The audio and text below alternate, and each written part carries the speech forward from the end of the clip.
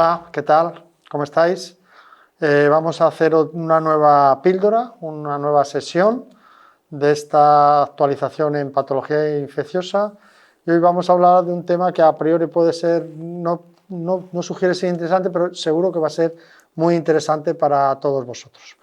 Y para ello tenemos con nosotros a José Luis Prada, es médico del Hospital Costa del Sol. Bienvenido, José Luis. Hola, Jesús. Bien. Mira, José Luis, quiero que antes de nada pues, te presentes y nos digas un poco cuál ha sido tu desarrollo profesional hasta llegar a donde estás. Bueno, pues yo estudié en la Facultad de Medicina de Cádiz y ahí fue donde entré en contacto por primera vez con esta patología. En el 86 entré de interno de la Diputación en el Departamento de Medicina y era además la época en la que el VIH empezaba a verse aquí en España, ¿no? Y bueno, de la mano de nuestro querido Antonio Vergara, al que me conoces, pues pude ver a los primeros pacientes. Después, cuando apruebo el MIR y me incorporo en el 90 en Reina Sofía, lo hago para trabajar en la unidad de enfermedades infecciosas, a los que considero mis maestros. Estuve allí 5 años con ellos. Los conoces también, José María Quindelán, Rafa Jurado y José Luis Villanueva, ya están los tres retirados. Y ahí pues aprendí lo poco que sé de infecciosas, lo aprendí con ellos y sobre todo me enseñaron a un enfoque muy humanista de la especialidad. Completé mi formación en Estados Unidos, en la Clínica Mayo. Fundamentalmente me marché a investigar sobre el herpes virus, que en aquella época era un problema serio con el VIH, pero sobre todo era un problema con los pacientes post-trasplantados. Y a la vuelta, como suele sucedernos mucho aquí en nuestra querida tierra, pues no había sitio para mí allí y tuve que presentarme y tuve la suerte de que salieron plazas en el Hospital de Marbella y que saqué la oposición en Marbella en el año 96 y desde entonces estoy en el Servicio de Medicina Interna del Hospital de Marbella y en la consulta de enfermedades infecciosas. Muy bien, José Luis. Vamos a hablar en los próximos minutos de polifarmacia en los sujetos con infección por VIH, pero antes me gustaría que para todos los que nos están viendo, que nos contaras un poco cómo ha sido la historia del tratamiento antirretroviral, del no tratamiento hasta el tratamiento actual. Es una pregunta preciosa, pero vamos, podríamos estar casi dedicándole una charla, ¿no?, Un a la resumen. historia. Porque además es tu vida y es la mía, ¿no? Porque ya lo he dicho, yo empecé en el 86 Toda tu vida y es toda profesional. mi vida profesional, ¿no? En esa segunda mitad de los 80, pues no había ningún tratamiento, ¿no? La historia natural del VIH, de la infección por VIH era la que era y el final era fatal, era el que era. Y eso, pues, a pesar de que en el 87 tuvimos disponible el ácido budina, la ZT, a partir del 87 más o menos, se aprueba por la FDA, pero bueno, tú sabes que la ácido budina no modificó la historia natural de la infección y casi 10 años después empezamos a disponer de otros análogos que podíamos asociar en biterapia, pues D4T, DDI, DDC, todos esos fármacos ya no se utilizan. Tenofovir disoprosilo, que sí se sigue utilizando, pero incluso esos fármacos en biterapia no eran lo suficientemente potentes y la evolución del VIH a veces se retrasaba un poquito, pero seguía siendo la misma. Hay dos eventos fundamentales en el año 95.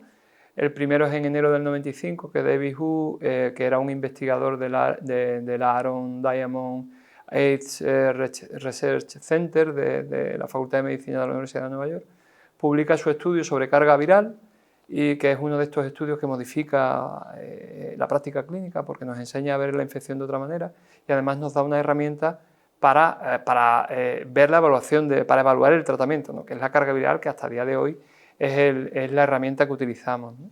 Y en ese mismo año, en diciembre, la FDA aprueba el saquinavir, que fue el primer fármaco de una familia que vino a revolucionar la terapia del VIH. Unos meses más tarde, en marzo del 96, aprueban el ritonavir y el indinavir.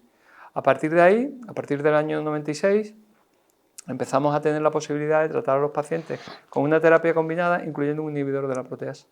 Y eso sí modificó ya la historia natural de la infección. Ahí fuimos capaces de, además, monitorizar la respuesta con la carga viral y fuimos capaces de convertir, como se dice tantas veces, la infección VIH en una patología crónica. A costa, eso sí, de tomar muchas pastillas en la mayoría de los casos y de efectos secundarios. Van apareciendo otras familias de fármacos, en concreto los no análogos, nos permiten, los no análogos de primera generación, nevirapina y efavirenz fundamentalmente, y nos permiten utilizar esos pacientes en una terapia que llamábamos de simplificación, en pacientes que estaban con menos deterioro inmunológico, ¿no? Nos tiramos ahí unos años con unas pautas muy concretas, pero los fármacos van mejorando, van saliendo fármacos nuevos, menos pastillas, más potentes, y dentro de esos fármacos nuevos que van saliendo, pues fundamentalmente lo que nos va a permitir es tratar al paciente con menos efectos secundarios y, sobre todo, cuando somos capaces de meter en el mismo comprimido varios principios activos, disminuir mucho la carga de comprimido, hasta el punto de llegar a tratar al paciente con un solo comprimido. En el 2007 aparece otra familia, que son los inhibidores de la integrasa. En 2007 la FDA aprueba el Raltegravir, y a partir de ahí tenemos otro elemento pivotal para bascular el tratamiento sobre ese elemento. No solamente los no análogos o los IP, también ya ahora tenemos las integrasas, los inhibidores de la integrasa, que son fármacos además mucho mejor tolerados, con menos efectos secundarios. Y eso y la potencia de los fármacos antirretrovirales, permite incluso que lleguemos a otro hito, que es la posibilidad de tratar con 2 fármacos en lugar de con 3, como se hacía al principio, pero claro, con fármacos mucho más potentes. Y ese nuevo paradigma, que es la biterapia, simplifica el tratamiento, es muy importante para lo que vamos a hablar ahora, de interacciones, menos fármacos, menos posibilidad de interacciones, pero además da pie también a facilitar las terapias a medio plazo, lo que nosotros normalmente coloquialmente llamamos long active therapy, que son terapias donde el paciente se va a administrar la medicación en intervalos de tiempo muy largos. La que tenemos ahora mismo funcionando, como bien sabe, es una terapia intramuscular de 2 fármacos, o sea, una biterapia, donde el paciente se administra la dosis intramuscular cada 2 meses. Y ese, digamos, ha sido el último gran avance, y los que están por venir, que van todos en esta línea, ¿no?, de las terapias prolongadas. Muy bien, yo creo que ha sido un excelente resumen y nos ponemos en el contexto de lo que actualmente tienen nuestros pacientes, que es o terapias de un comprimido único con pocas interacciones o terapias de inyectables de tratamientos de 2 fármacos 8 semanas, ¿no?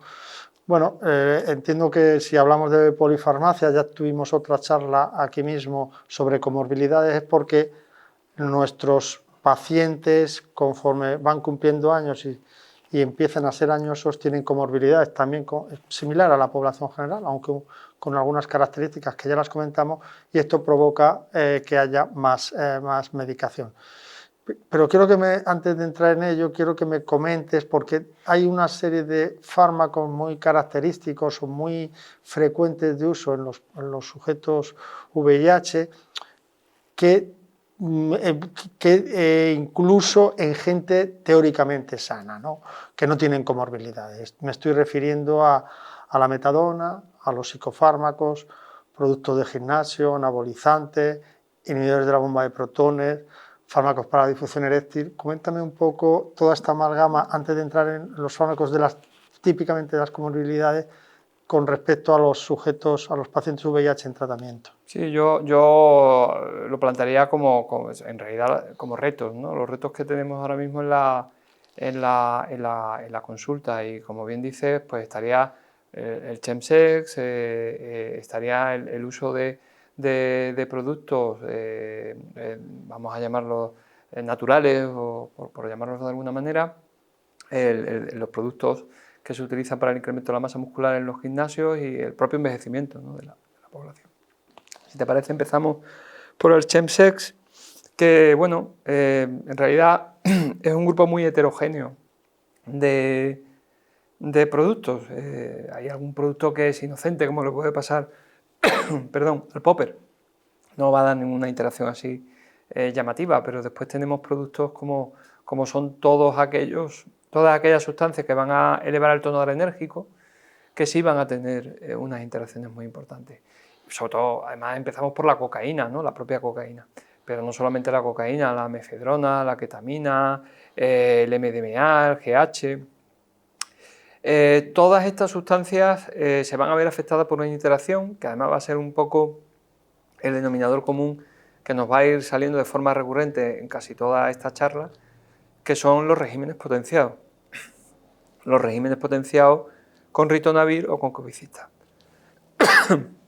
Estas sustancias inhiben el citocromo P450, una fracción concreta, el citocromo P3A4, que produce mayores niveles del antirretroviral que queremos potenciar. Pero igual que produce mayores niveles del antirretroviral que queremos potenciar, puede producir mayores niveles de fármacos de otras sustancias. Y en concreto de la mefedrona o de la ketamina, pudiendo dar lugar a efectos tóxicos, ¿no? Además son sustancias que se toman con escaso control y es fácil que se puedan producir intoxicaciones cuando se trata de pacientes que están utilizando regímenes potenciados.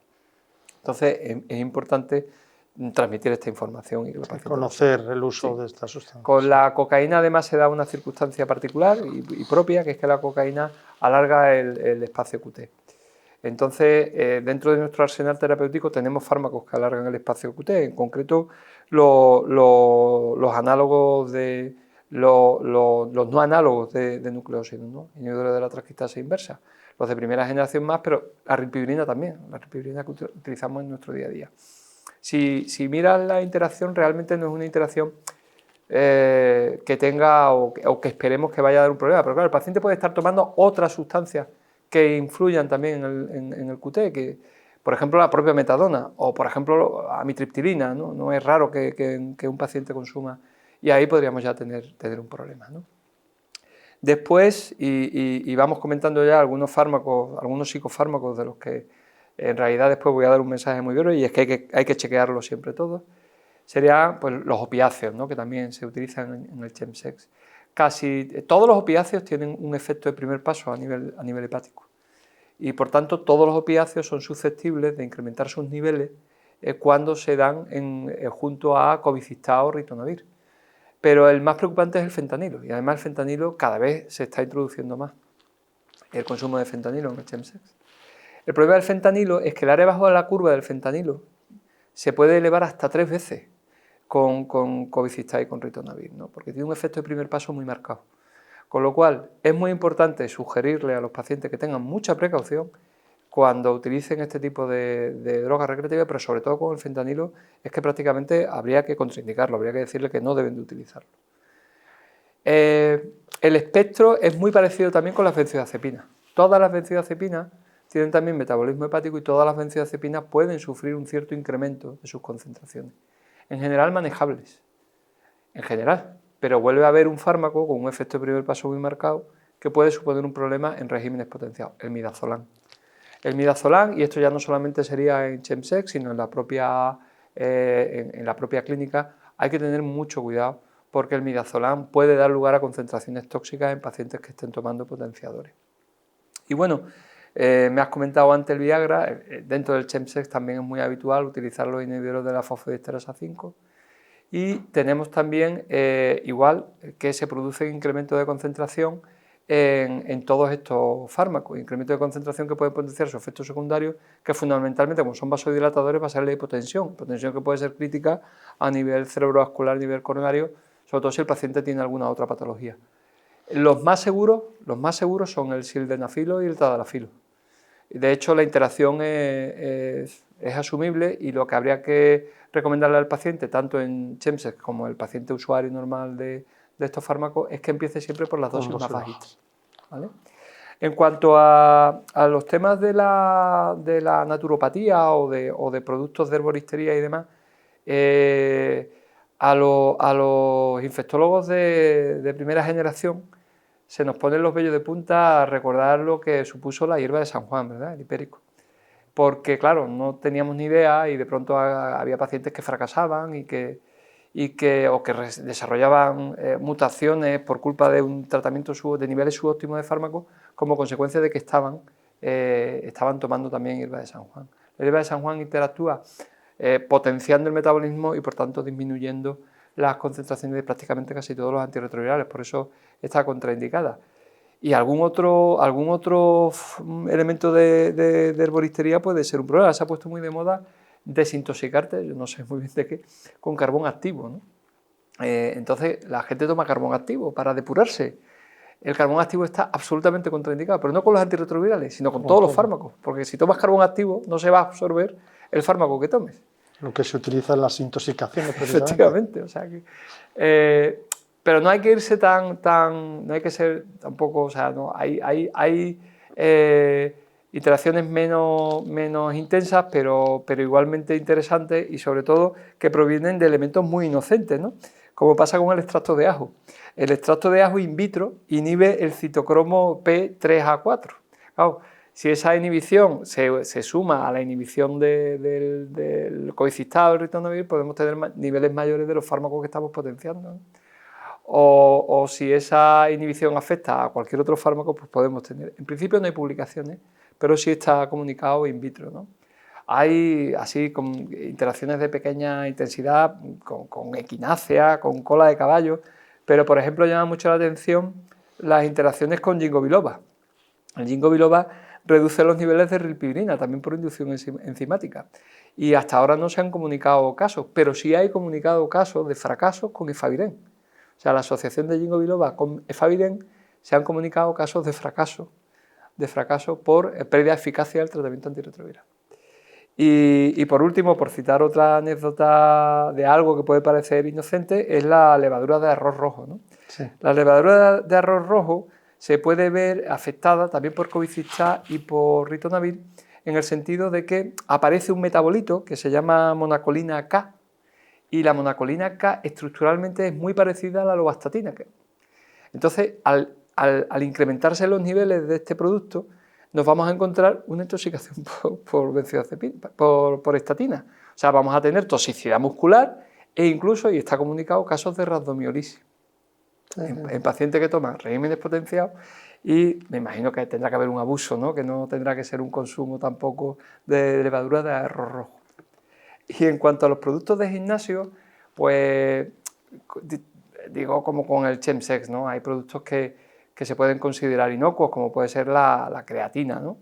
Lo que pasa es que la creatina, se lo digo mucho a mis pacientes, a mí me pone muy nervioso, porque como nos altera los niveles de creatinina, no porque los eleve, sino porque nuestras técnicas no saben discriminar entre creatina y creatinina.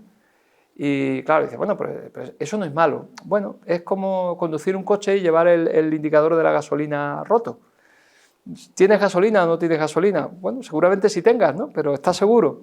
Pues eso es lo que sentimos los médicos, esa incertidumbre es la que sentimos los médicos, sobre todo cuando esos pacientes están tomando fármacos, como puede ser el tenofovir disoprosilo, que necesitamos monitorizar, ¿no? Pero en sentido estricto no hay una interacción, aunque no nos guste que la tomen. Los problemas fundamentalmente los plantean los anabolizantes. Los anabolizantes, pues tipo nandrolona o sandrolona, o incluso la propia testosterona. Por lo mismo, por una potenciación de efectos cuando se dan con Covicistat o ritonavir. Se incrementan los niveles y al incrementarse los niveles nos vamos a encontrar la toxicidad de esos andrógenos. Y después hay una interacción muy curiosa, muy interesante, que se da ahora con el régimen intramuscular.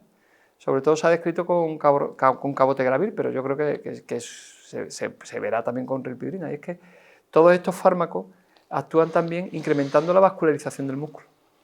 Claro, si tú incrementas la vascularización del músculo, la absorción del fármaco depositado en la inyección intramuscular va a variar. Ya de por sí es bastante errática. Los estudios demuestran que lo podemos utilizar y por eso lo utilizamos, pero una absorción intramuscular siempre es errática, por definición. Si tú has incrementado el flujo sanguíneo, probablemente ese intervalo de 2 meses se nos quede corto. Y ya hay algún estudio con el cabotegravir. Ya hay algún estudio con el cabotegravir y por el mismo motivo seguramente afectaría a la rilpivirina, ¿no?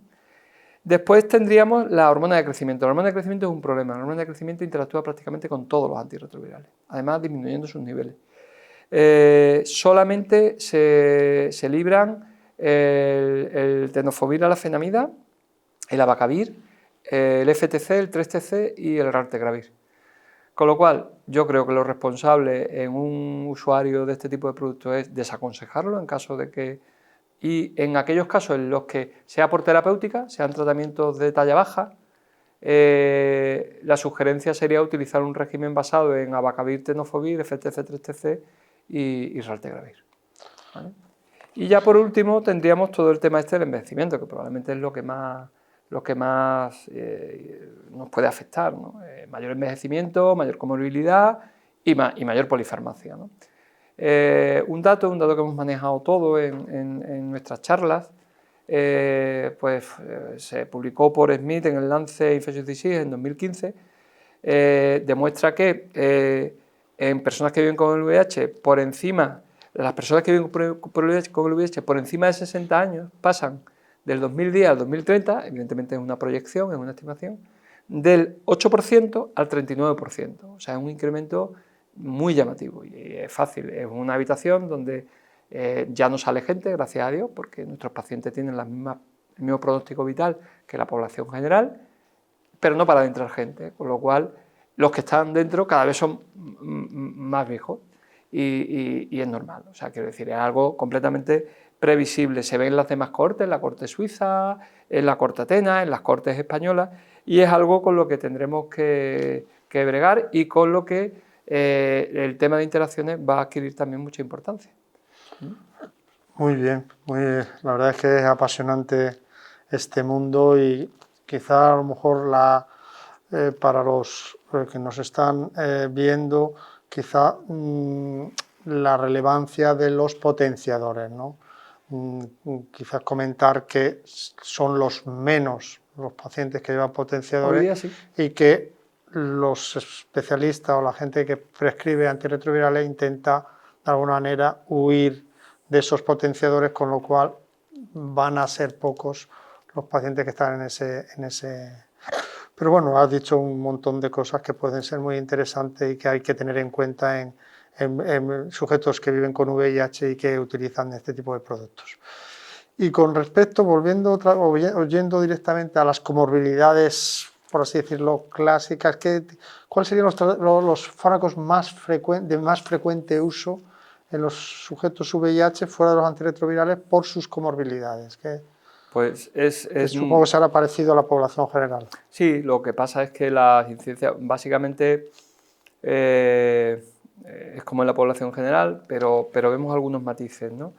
Hay una corte italiana que también conoces, que es la GEPO, que tiene publicadas las comorbilidades en relación además con las franjas etarias, y es muy llamativo cómo destacan dos comorbilidades por encima de todas. En los pacientes que llevan más de 20 años conviviendo con el VIH, se encuentran que más del 75% consumen productos para la dislipemia, fundamentalmente estatinas, y una pequeña proporción de fibratos, ¿no? O sea, estamos hablando de un 75%, estamos hablando de 3 pacientes de cada 4. En segundo lugar estaría la hipertensión, en cuyo porcentaje en la misma situación, o sea, pacientes que llevan conviviendo con el VIH más de 20 años, estarían en torno al 68%. Si eso lo comparamos con población general, a mí se me ocurre, por tenerlo en la cabeza por otras razones, pues, en concreto con respecto al colesterol, a los hipolipemiantes, hay un estudio relativamente reciente, del 2020, en la Columbia Británica, donde en población adulta el 47% de los varones tomaban estatinas. 47%, o sea, estamos hablando de menos del 50% versus más del 75% en caso de la población que convive con el VIH. Hay una diferencia muy importante y además que podemos buscar los motivos, ¿no? En el caso de la hipertensión, bueno, los datos nacionales, que están bastante contrastados, establecen que la población adulta española es hipertensa en el 42% de los casos, y además que ese porcentaje se eleva a más del 50% si nos vamos por encima de los 65 años, o sea que ya sería en ningún caso el 68% de la cohorte. O sea que yo destacaría dislipemia y por tanto fármacos hipolipemiantes, fundamentalmente estatinas e hipotensores, los fármacos para la tensión. Y en nuestra población de personas que viven con VIH, tanto estatinas como antihipertensivos, ¿cuáles serían seguros y cuáles serían menos seguros? Bueno, dentro de las estatinas, el problema, volvemos otra vez a los regímenes potenciados y la simvastatina no debería de emplearse porque hay alternativas suficientemente seguras. Ante la duda, el compañero que tenga alguna vez una duda de qué estatina puede poner o no puede poner, la pitavastatina es la más segura, porque no va a establecer ningún tipo de interacción con ningún antirretroviral. En los regímenes actuales podemos utilizar atorvastatina y rosuvastatina con precaución, empezando desde abajo, no yéndonos a dosis. Si estimamos que el paciente necesita reducir para un determinado porcentaje de LDL, necesita 40 miligramos de atorvastatina, lo prudente es empezar por 20 y ver cómo evoluciona. Lo mismo para la rosuvastatina. Y como digo, la pitavastatina se puede utilizar con bastante seguridad. Eso en el caso de las estatinas. Y en el caso de los hipotensores, los ARA2 y los IECAS no tienen grandes problemas, pero sí tenemos problemas con los antagonistas del calcio. Los antagonistas del calcio van a ver incrementados sus niveles cuando se toman con regímenes potenciados y en general se pueden utilizar con cuidado, con precaución, digamos que sería un nivel naranja de interacción. Salvo el nifedipino. El nifedipino está contraindicado porque sí pueden producir hipotensiones bruscas, severas y potencialmente fatales. Entonces sí tenemos un fármaco completamente contraindicado, que es el nifedipino, que todavía hoy tiene algún nicho de uso, ¿no? Después tendríamos alguna interacción entre Bictegravir y tenofovir alafenamida con verapamilo y diltiazem, pero en sentido contrario, ¿no? Parece que lo que va a hacer es incrementar los niveles de Bictegravir y de tenofovir alafenamida. Y en esa línea, pues bueno, si son pacientes que pueden manifestar en algún momento algún efecto secundario asociado a Bictegravir, pues, no sé, algún efecto secundario a nivel del sistema nervioso central,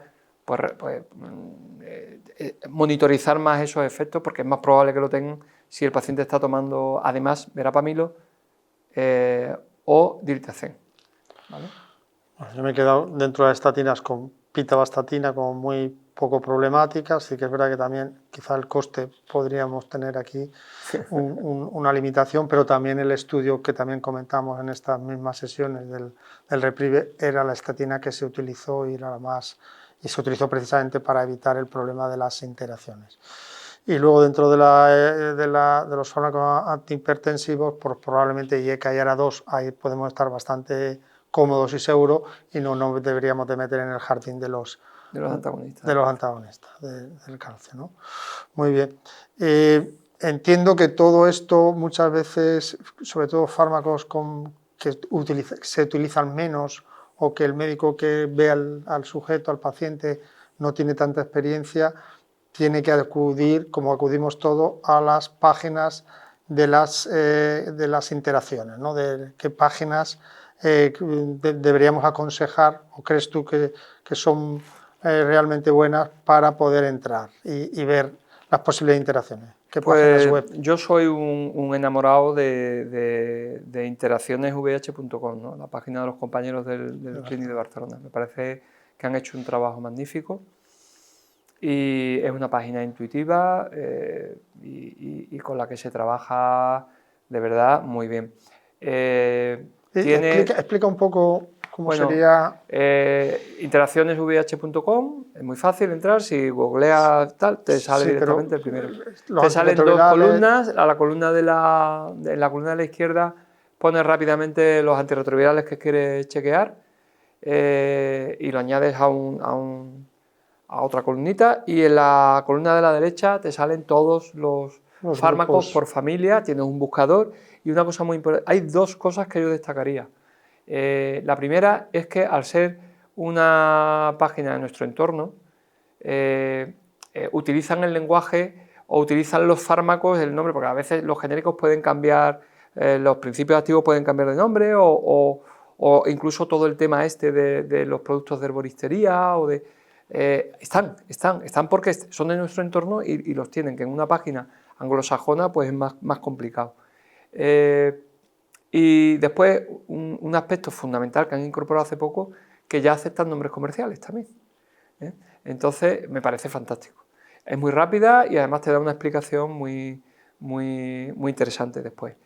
Y por dar una alternativa, porque además me parecería injusto, porque llevamos toda la vida utilizándola y nos ha sacado de muchísimos apuros y forma parte ya también de nuestros hábitos, es la de la Universidad de Liverpool, ¿no? Para entrar es muy fácil, porque si googleas interacciones HIV y Liverpool, te sale la primera. Y la mecánica es muy parecida a la del Clínic de Barcelona. Columna de la izquierda, antirretrovirales; columna de la derecha,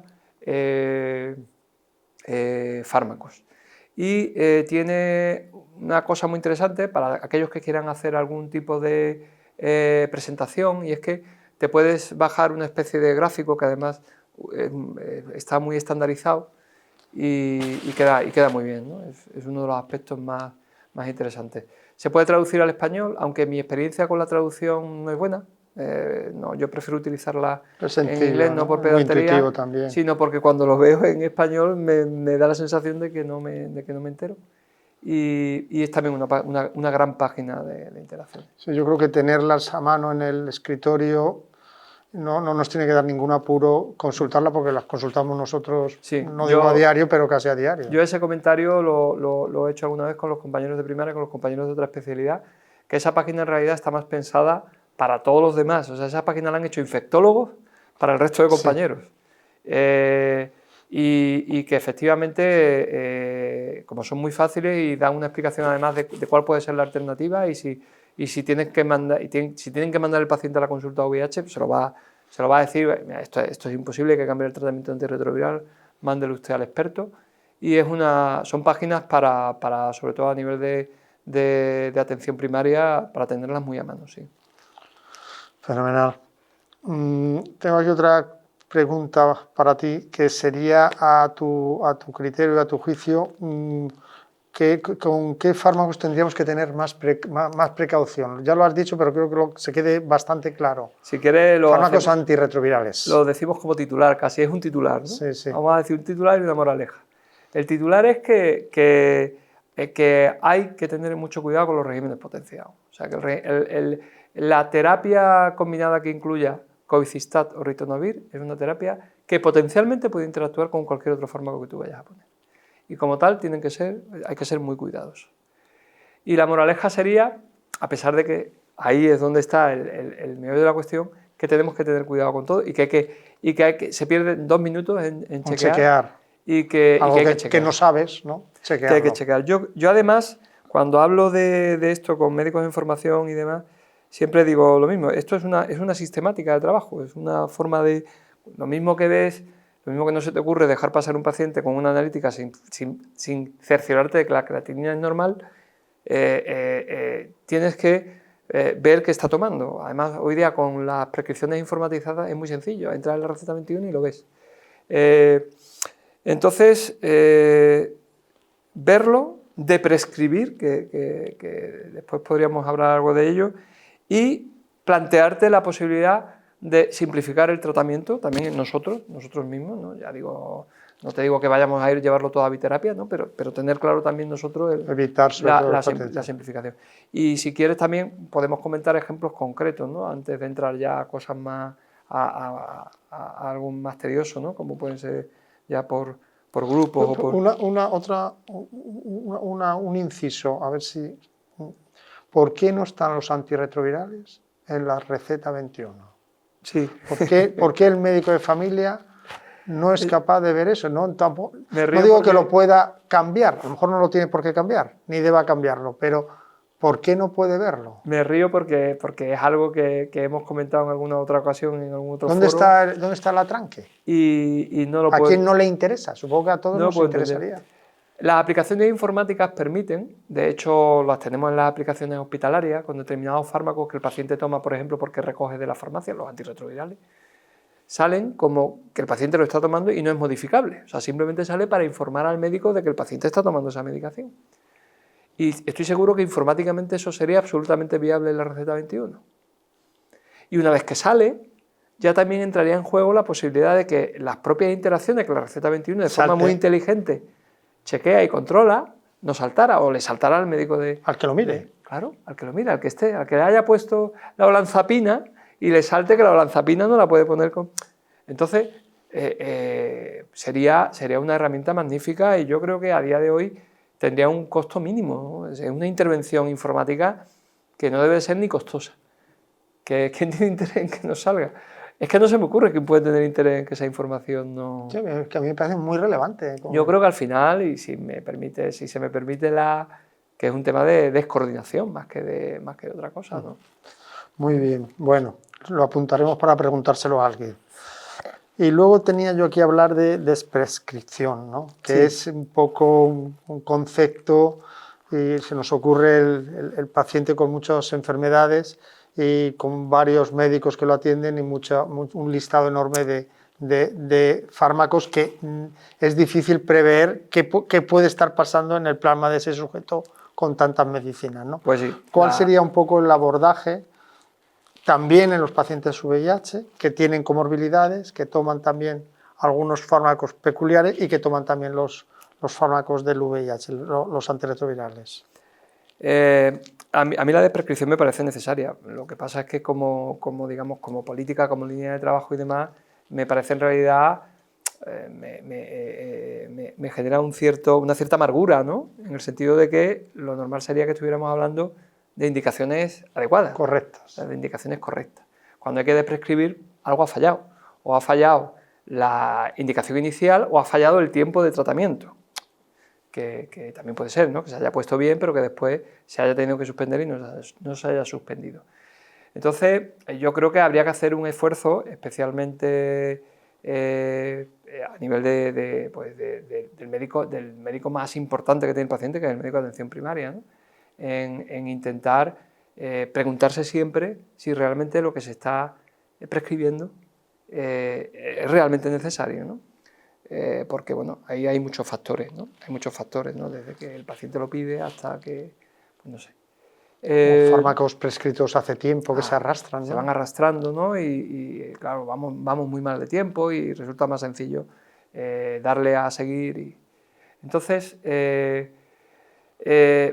muy importante hacerse esa pregunta, ¿no? Si realmente el paciente tiene que seguir tomando. Después hay una complejidad, que es que hoy día son muchos los profesionales que intervienen en un paciente, muchos especialistas, y la de prescripción de algo que tú no has indicado es realmente difícil, ¿no? Cuando no imposible, ¿no? Y supone un aspecto importante. Yo sugiero que se tenga que se tenga en la cabeza. Nosotros, sabes que lo tenemos, que llevamos hablando de esto tiempo, que está incluido en alguna de nuestras guías, la guía EACS está incluido como un elemento de interés.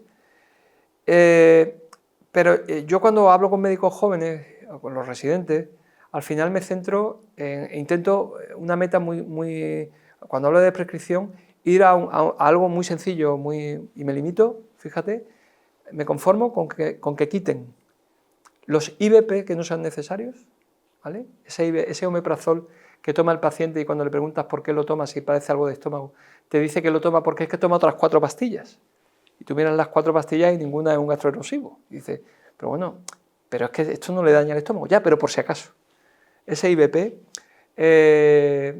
creo que además, bueno, lo podemos comentar ahora, a nosotros nos genera algún que otro problema, las benzodiazepinas, porque a mí me sigue sonrojando que seamos uno de los países que más benzodiazepinas consume.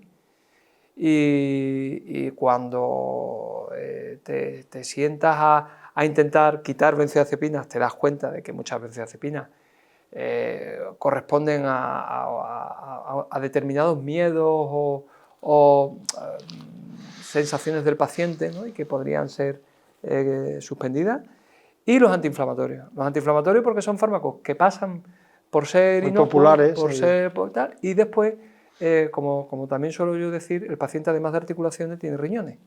Y entonces, claro, y el problema es que además la nefropatía asociada a los antiinflamatorios en las personas, sobre todo mayores, pues son irreversibles y nos encontramos con problemas, ¿no? Entonces yo me conformo con que se actúe sobre esas tres familias, fíjate. Bueno, pues es una buena estrategia para empezar.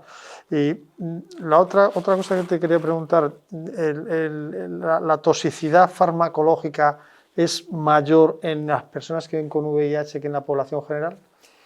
Es una cuestión muy interesante, aunque parezca, bueno, pues en principio pues sí, ¿no? Si estos señores están hablando de esto es porque será muy importante en el VIH.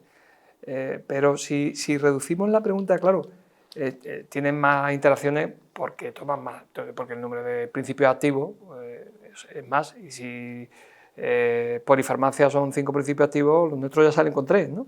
A poco que tomen una estatina, que hemos dicho que 3 de cada 4 lo toman, y sean hipertensos, que hemos dicho que el 68% lo es, pues ya tenemos ahí una polifarmacia. Ya, la pregunta sería, ¿a igualdad de principios, o sea, teniendo toda la misma polifarmacia, ¿tiene la población general el mismo problema con las interacciones que nosotros? Pues no, tenemos nosotros más problemas.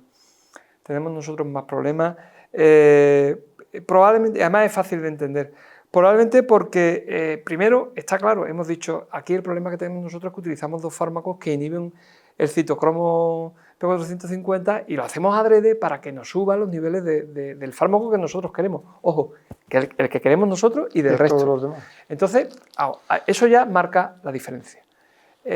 Pero después tenemos que esa polifarmacia que tenemos nosotros se va a dar un poquito más temprano, nos va a obligar a utilizar fármacos a edades que ya hemos visto, ¿no? Un poquito antes, que no van a tener un gran impacto sobre el pronóstico de vida, insisto, y el mensaje no puede ser pesimista. Nuestros pacientes viven lo mismo que vive la población en general, pero el tema de las interacciones es un tema que debe de inscribirse con mayúsculas en el manejo del VIH.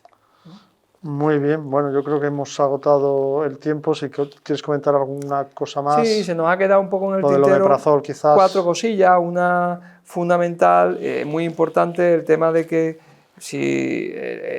que hay muchas veces muchas interacciones. Las interacciones nos pueden interesar porque sean muy frecuentes, o porque tengan un efecto drástico, que puede ser un efecto drástico para nosotros, o sea, que disminuyan las concentraciones, o un efecto tóxico por parte del otro medicamento, ¿no? Esa es la clave de las interacciones. Y una interacción muy frecuente o muy fácil que se produzca es la de los fármacos que modifican el pH gástrico y la rilpivirina. Están contraindicados, o sea, no se puede utilizar un omeprazol o cualquier otro IVP y rilpivirina porque apenas se absorbería la rilpivirina. La rilpivirina necesita un pH bajito en el estómago. Entonces, en esas situaciones, o no utilizamos o retiramos el omeprazol si es retirable, se puede retirar, o tenemos que utilizar otro fármaco de la misma familia de la rilpivirina, que lo único que nos va a suponer es otra pastilla más, que es la doravirina, o cambiar a la rilpivirina vía intramuscular, que esa es una alternativa que tenemos que hoy se día. salta el aparato digestivo. Y porque ya hemos comentado muchas interacciones y tampoco se trata de hacer una lista, para eso están los buscadores precisamente. Pero sí, por ejemplo, recordar los anticonceptivos también y los regímenes potenciados, el efavirenz, que ya también apenas lo utilizamos, porque claro, al final, pues si se produce una disminución en la eficacia anticonceptiva y estamos dando regímenes que además son tóxicos en el embarazo, pues tenemos un problema, ¿no? El problema de los antiagregantes, también me gustaría que se comentara, porque los antiagregantes plaquetarios pierden eficacia cuando se utilizan con el cobicistat y el ritonavir, sobre todo el clopidogrel y el ticagrelor. Entonces, claro, si estos fármacos se ponen para un stent, corres el riesgo de que ese stent se obstruya. Ahí no nos queda otra que cambiar el tratamiento o que utilizar plasugrel, que se puede utilizar. Plasugrel tiene alguna interacción con efavirenz, pero no es importante, ¿no? Entonces sería cuestión de hablar con los cardiólogos para que utilizaran plasugrel o de cambiar el tratamiento antirretroviral si es necesario. También destacar los antiarrítmicos, de nuevo con los regímenes potenciados, ¿no? Mucho cuidado con la amiodarona, la dronaderona, la flecainamida, porque se incrementan sus niveles. Con los anticoagulantes, En este caso, ante la duda, Sintrom, porque el Sintrom, pero ya es relativamente seguro que Apixaban y Edoxaban dentro de los nuevos anticoagulantes son los que menos problemas dan. Si yo tuviera que evitar alguno, evitaría Rivaroxaban, ¿vale? Y después hay también un clásico en interacciones que son los corticoides, ¿no? Los corticoides tienen todo un espectro de metabolismo hepático y por tanto se ven afectados por la inducción o la inhibición enzimática. Y hemos tenido, y yo creo que casi todos hemos conocido algún caso de enfermedad de Cushing asociada a budesonida o fluticasona inhaladas, ¿no? Que parece que al ser inhaladas nos van a dar menos problemas. En la medida de lo posible, el que menos interacción va a dar va a ser la beclometasona, ¿vale? Hay que tenerlo en cuenta. Hemos hablado de opiáceos, pero hemos hablado de benzodiazepina. En general, mucho ojo con los psicofármacos. Yo aconsejaría revisarlo siempre, por sistema. Yo además, en ese capítulo, a mí el paciente cuando me viene con cualquier tipo de antipsicótico, de estos de última generación, con algún anticomicial, lo chequeo. Levetiracetam, relativamente seguro. Carbamazepina, el coco malo. La carbamazepina prácticamente nos obliga a cambiar el tratamiento. Vamos, es mucho más fácil decirle al compañero que utilice otro anticomicial, ¿vale? Y después he dejado, dentro así de los que quería comentar un poco, el último, pero casi por punto, ¿no? Que es la rifampicina, porque ya es una cosa nuestra, ¿no? Esa se queda en casa. La rifampicina nos ha dado muchísimos quebraderos de cabeza, nos ha obligado a cambiar muchísimos tratamientos antirretrovirales, cada vez menos, ahora menos. Pero bueno, siempre hemos tenido la posibilidad de utilizar rifabutina, ¿no? Pero es algo histórico, ¿no? El tema de la tuberculosis, tratamiento de la tuberculosis y el tratamiento antirretroviral. Yo pondría como prioritario el uso de la rifampicina más que la rifabutina. Intentar arreglar el tratamiento antirretroviral. Correcto, sí. Bueno, José Luis, pues yo creo que ha sido una excelente charla, muy motivadora y yo espero que a todos vosotros os haya entrado el gusanillo de qué hacer mañana con aquellos pacientes VIH y no VIH que tienen polifarmacia. Yo creo que cada vez hay más sujetos con estas características y luego los pacientes VIH, yo creo que José Luis deja claro que los potenciadores son los problemáticos. Entonces, ojo a aquellos regímenes que lleven cobicistat o ritonavir. Afortunadamente, cada vez hay menos pacientes con este tipo de fármacos. Se utilizan las integrasas, son fármacos mucho más limpios y menos problemáticos a la hora de las interacciones, pero como veis, hay algunos fármacos que son realmente problemáticos de usar, incluso en la población general. Y pues muchas gracias por vuestra atención, muchas gracias a José Luis por sus palabras y sus consejos y os esperamos en la próxima charla. Adiós amigos, hasta pronto.